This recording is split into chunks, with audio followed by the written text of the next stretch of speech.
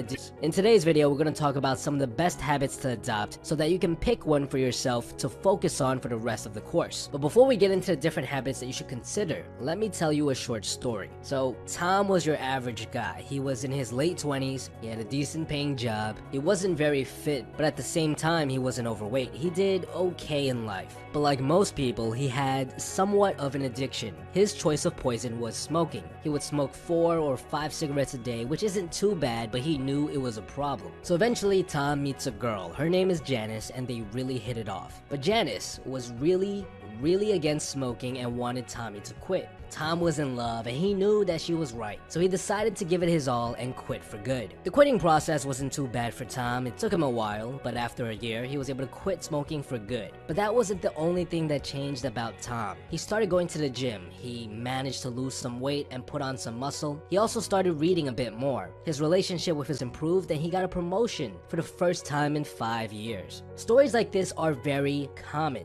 Researchers have observed time and time again that when someone overcomes a bad habit or starts forming a new one, a whole slew of other good habits come with it. They name this sort of habit a keystone habit, a single habit that causes you to adopt multiple other good habits and change your life. The reason I'm telling you this story is because today you're going to pick a habit to focus on for the rest of this course. And the 3 habits that I'm going to show you are 3 of the most powerful keystone habits out there. These habits have the highest chance of drastically changing your life. So without further ado, here are the 3 most effective keystone habits. The first one is reading. Most of you guys probably know by now that I'm a huge fan of reading. When I first started my self-development journey, this was the first habit that I started implementing into my life. I would read just about every single day on my commute to work. Because of this, I would finish a book a week. Now, everyone knows that education is important. That's why we spend 12 to 18 years in buildings that are designed to teach us things. However, the problem lies in the fact that most of the stuff we learn in school isn't that useful in real life. When was the last time you had to use your history knowledge or your knowledge of calculus? These things are nice to know and have their uses, but aren't that practical in our day-to-day lives. Instead, we need to be learning about things like social skills, maintaining a proper diet, how to exercise, money management, things that we don't really learn correctly in school.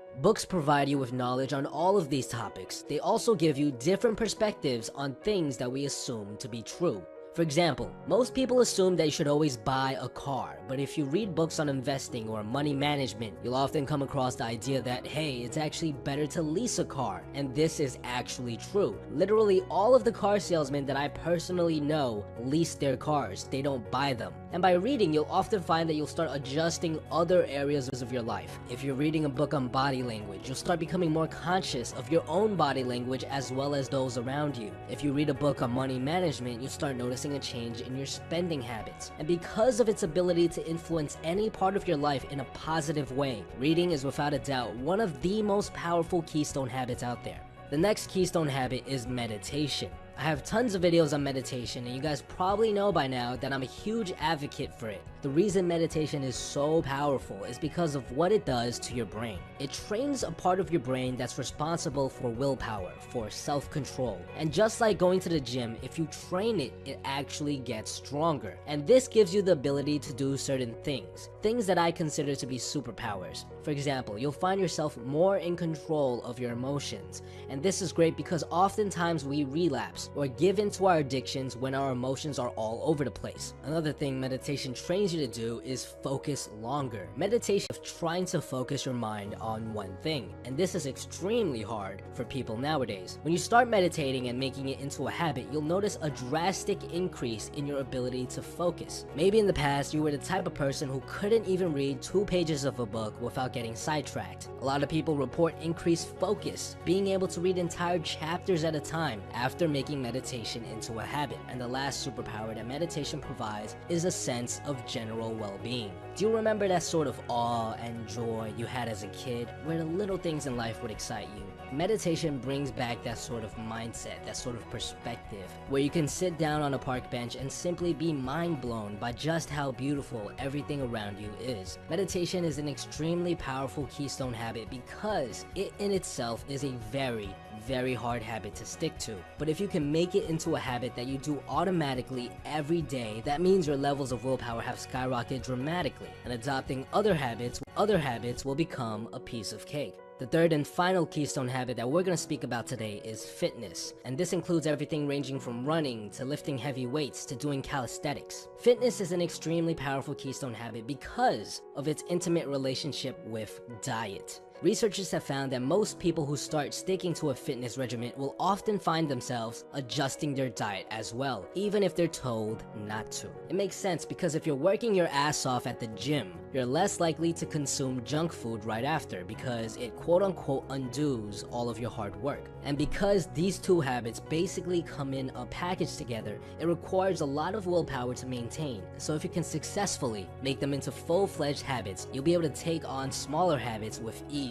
For those of you that are curious as to how willpower works, we're going to cover all of that later on in the course, but for now, just understand that it does work like a muscle. The more you test it, the stronger it becomes. On top of that, the habit of fitness and diet has a huge influence on how you feel every single day. Many people report feeling tired or foggy, and oftentimes the problem stems from our diet or our lack of exercise. Once these people start adopting these two good habits, they often report feeling much better. And if you start feeling better on a day-to-day basis, it makes it much easier to start adopting other good habits. This ability to improve your body's day-to-day function makes fitness and diet an extremely powerful keystone habit. So again, here are the 3 keystone habits that we just talked about: reading, meditation, fitness, and diet. Now, I know, there's dozens of other good habits out there like cold showers, morning rituals, making your bed, etc. But these 3 keystone habits are without a doubt 3 of the most powerful habits that you can add